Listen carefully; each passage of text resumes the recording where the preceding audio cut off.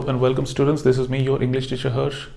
और अगर आपने एक्टिव एंड पैसिव वॉइस का पहला पार्ट वाला वीडियो अगर देख लिया है और टेंसेस के अकॉर्डिंग आपने एक्टिव पैसिव बनाना सीख लिए हैं, तो कुछ मैंने आपको कहा था कि कुछ और टाइप्स भी हैं जो जिन सेंटेंसेस को हमें पैसिव वॉइस में कन्वर्ट करना पड़ता है वो अलग अलग टाइप्स के होते हैं। मेजर टाइप के जो सेंटेंसेस होते हैं वो टेंस से रिलेटेड होते हैं, जो कि मैंने आपको पढ़ा दिए पहले से ही काफ़ी डिटेल्ड तरीके से। लेकिन अगर क्या करेंगे, अगर आपका सेंटेंस जो है वो नॉर्मल सेंटेंस नहीं हो, अफर्मेटिव सेंटेंस नहीं हो, बल्कि नेगेटिव हो, इंटरोगेटिव नेगेटिव हो, तो एक बात ध्यान में रखने लायक ये है कि जिस तरह का आपका सेंटेंस का स्ट्रक्चर होगा उसी तरह का आपका पैसिव वॉइस का स्ट्रक्चर भी होगा। यानी कि अगर आपका एक्टिव सेंटेंस नेगेटिव सेंटेंस है तो जब आप उसको पैसिव बनाएंगे तो भी वो नेगेटिव ही रहेगा।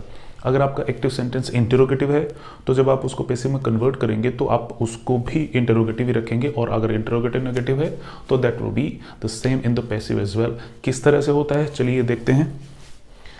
जैसे कि ये जो आपका पहला सेंटेंस है ये है has anybody answered your question. ये पीछे क्वेश्चन मार्क लग रहा है, हेल्पिंग वर्ब से ये शुरू हो रहा है, तो ये दिखने से पता चल रहा है कि ये जो है क्वेश्चन वाला सेंटेंस है, इंटरोगेटिव सेंटेंस है। तो जब हम इसका पैसिव बनाएंगे तो क्या करेंगे, हैज़ जो कि हेल्पिंग वर्ब है उससे ही इसका पैसिव शुरू हो जाएगा। उसके बाद वैसा का वैसा ही रूल, वैसे के वैसे ही सारे रूल्स अप्लाई करेंगे जैसे कि हमने एक्टिव सेंटेंस में किया था नॉर्मल सेंटेंसेस में। योर क्वेश्चन ऑब्जेक्ट है, इसको यहां लिख देंगे, सब्जेक्ट बना देंगे। अब ये देखना है कि ये कौन से टेंस का है। इंटरोगेटिव तो है लेकिन है कौन से टेंस का, ये है परफेक्ट टेंस का, क्योंकि यहाँ हैज लग रहा है। अब ये परफेक्ट टेंस का है तो परफेक्ट की हेल्पिंग वर्ब, यानी कि परफेक्ट की हेल्पिंग वर्ब तो यहाँ लग गई। लेकिन परफेक्ट टेंस जब होता है तो आप बी वर्ब की करेक्ट फॉर्म आपको लगानी पड़ती है। अच्छा, आपको याद दिलाना पड़ेगा कि 5 रूल्स कौन से थे। यहाँ लिख लीजिए आप, सब्जेक्ट को आप ऑब्जेक्ट में बदलते हैं पैसिव बनाते वक्त, ऑब्जेक्ट को सब्जेक्ट में बदलते हैं, बी वर्ब की आप करेक्ट फॉर्म यूज़ करते हैं, वर्ब का थर्ड फॉर्म यूज़ करते हैं और बाई प्लस ऑब्जेक्ट लगाते हैं। और मैंने आपको कहा था कि कभी कभी इन 5 रूल्स से भी काम नहीं चले तो एक एक्स्ट्रा रूल है कि आपको एक एक्स्ट्रा हेल्पिंग वर्ब की भी ज़रूरत पड़ जाती है, वो भी आप लगा देते हैं। तो फिलहाल वो एक्स्ट्रा हेल्पिंग वर्ब तो यही हो गई जो कि आपका क्वेश्चन बना रही है। आपने हैज़ को यहाँ उतार दिया, उसके बाद आपने ऑब्जेक्ट का सब्जेक्ट बनाया योर क्वेश्चन। अब ऑब्जेक्ट का सब्जेक्ट आपने बना दिया, चलिए पहला रूल अप्लाई कर देते हैं, सब्जेक्ट को ऑब्जेक्ट बना देते हैं। एनीबडी यहाँ लिख दीजिए आप, एनीबडी, और पीछे फुल स्टॉप लगा दीजिए क्योंकि ये ऑब्जेक्ट आ चुका है आपका। बाय प्लस ऑब्जेक्ट है, बाय भी लगा दो आप। फिर क्या है, हैज़ योर क्वेश्चन। अब परफेक्ट में बी वर्ब की करेक्ट फॉर्म बीन होती है, जो कि आप यहाँ लिख देंगे। अब मेन वर्ब क्या है, आंसर्ड। एक्चुअल में यहाँ जो आंसर्ड है ये खुद ही थर्ड फॉर्म है, क्योंकि ये परफेक्ट टेंस है और इसमें थर्ड फॉर्म ही आती है, तो थर्ड ही हमें चाहिए, इसको यहाँ उतार देंगे, हम कॉपी कर देंगे। अब आप इसको पढ़ के देखिए, has your question been answered by anybody. थोड़ा दूर लिख देते हैं इसको ताकि सेपरेट हो जाएगी, बाय एनीबडी। अब आप देखें इस सेंटेंस में कोई गलती है? जी हाँ, बिल्कुल एक गलती है। वो ये कि मैंने कहा था आपको कि जिस तरह का एक्टिव सेंटेंस होगा उसी तरह का पैसिव सेंटेंस होगा। तो एक्टिव सेंटेंस इंटरोगेटिव है, इसको भी इंटरोगेटिव ही रखेंगे और यहाँ पर आप क्वेश्चन मार्क लगा देंगे। अब आपका रूल नंबर 1, आपने सब्जेक्ट को ऑब्जेक्ट बना दिया, ये रहा। उसके बाद आपने योर क्वेश्चन जो कि ऑब्जेक्ट था उसको सब्जेक्ट बना दिया, ये रहा। उसके बाद आपने बी वर्ब की करेक्ट फॉर्म लगा दी, ये।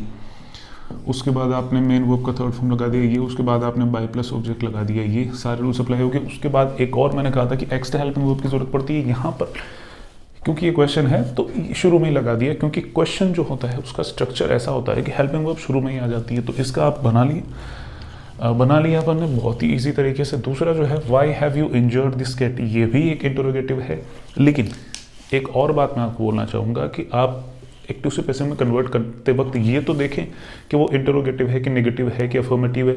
इसके साथ साथ एक और चीज़ देख लीजिए कि वो कौन से टेंस का एक्टिव सेंटेंस है, ताकि हम जब पैसिव बनाए तो उसी टेंस की बी वर्ब की करेक्ट फॉर्म यानी कि हेल्पिंग वर्ब आप इस्तेमाल करें।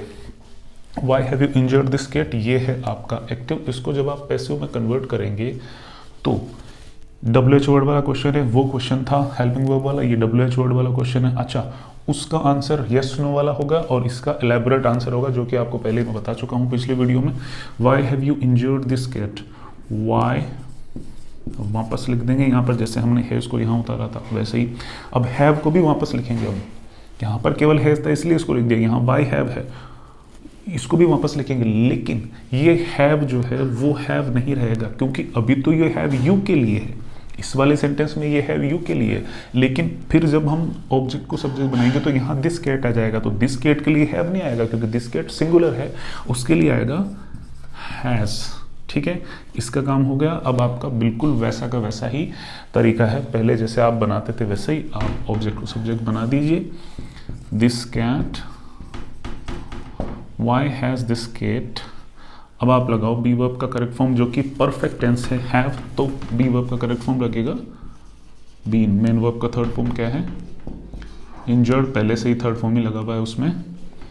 बाय प्लस ऑब्जेक्ट लगाओ जो कि है यू, बाय यू।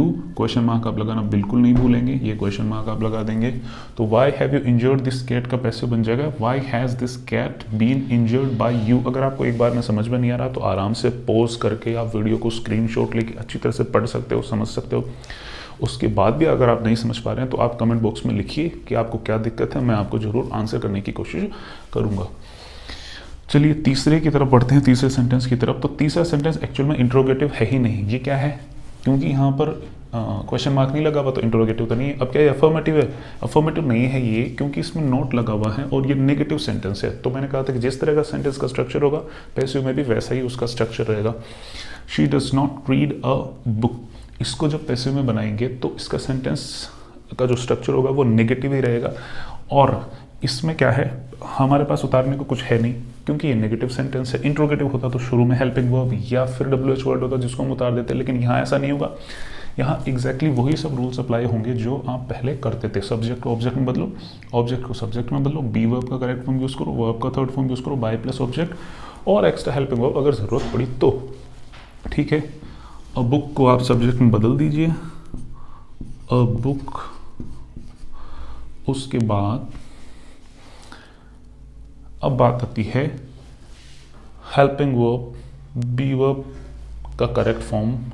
तो नेगेटिव में जो डज लगा हुआ है एक्टिव सेंटेंस में, उसको पैसिव में चेंज करते वक्त वापस डज नहीं लगाएंगे।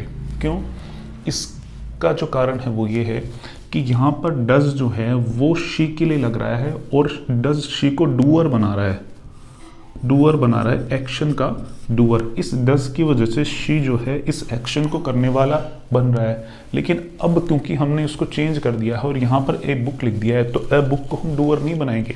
भले ही सेंटेंस एक्टिव हो, भले ही सेंटेंस पैसिव हो, उसको बात को उल्टी तरीके से कहेंगे। जैसे कि she does not read a book, वह किताब नहीं पढ़ती है, तो पैसिव में कहेंगे कि किताब उसके द्वारा नहीं पढ़ी जाती है। ऐसे नहीं कहेंगे कि वह किताब नहीं पढ़ती है, किताब उसको नहीं पढ़ती है, ऐसे नहीं कहेंगे। इसलिए ए बुक के साथ हम डज नहीं लगाएंगे। ए बुक के साथ क्या लगाएंगे, जो आप केवल इतना जान लें कि जब एक्टिव में डज हो और पैसिव आप बनाएंगे तो आप डज नहीं लगा के क्या लगाएंगे, उस टेंस की हेल्पिंग वर्ब। और ये कौन सा टेंस है, ये है प्रेजेंट सिंपल टेंस। कैसे पता चला, ES लग रहा है एक तो ये, और बाकी she does not read a book, किताब नहीं पढ़ती है, ताहते हैं, हिंदी में भी आप समझ सकते हैं। तो इसका पैसिव बनाते वक्त हम क्या करेंगे, बहुत लंबा चौड़ा एक्सप्लेनेशन हो गया, आप बना ही देते हैं। इज MR जो कि प्रेजेंट टेंस की हेल्पिंग वर्ब है, यानी कि बी वर्ब की करेक्ट फॉर्म में वो लगाएंगे। तो ए बुक के साथ क्या लगेगा, इज। ठीक है, नॉट आप लगा देंगे, a book is not, main verb का third form read by her, a book is not read by her। ये आप इसका पैसिव। एक और सेंटेंस है जो कि है does he not play cricket। तो पहले नेगेटिव का किया, उसके बाद इंटरोगेटिव का किया। ये आप देखेंगे कि ये नेगेटिव भी है और ये सेंटेंस इंटरोगेटिव भी है। तो इसका पैसिव बनाना मुश्किल बिल्कुल भी नहीं है, बहुत आसान है। इसका पैसिव बनाते वक्त हम वही रूल अप्लाई करेंगे जो आप नॉर्मल सेंटेंस का बनाते हैं। इसके साथ में जो आप क्वेश्चन में से हेल्पिंग वर्ब उतार लेते थे वो वाला रूल भी यहाँ अप्लाई होगा। हम क्या करेंगे, does he not play cricket. चलिए बनाते हैं इसका पैसिव। शुरू में आपको उतारना है, ये जो हेल्पिंग वर्ब यहाँ लगी हुई है क्वेश्चन बनाने के लिए, उसको नीचे उतारना है। लेकिन मैंने कहा था कि जब एक्टिव में डज हो तो आप डज या डू हो, दोनों में से कुछ भी हो, तो आप उसको वापस नहीं उतार के आप क्या उतारते हैं, उस टेंस का हेल्पिंग वर्ब आप उतारते हैं। तो does he not play cricket, ये प्रेजेंट सिंपल टेंस है, ये प्रेजेंट सिंपल टेंस है।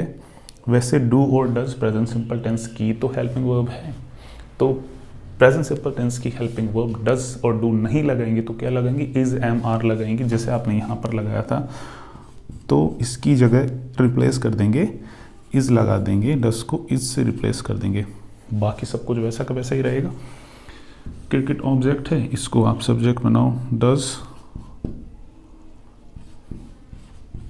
क्रिकेट नहीं, इज क्रिकेट, नॉट लगाएंगे, इज क्रिकेट नॉट प्लेड,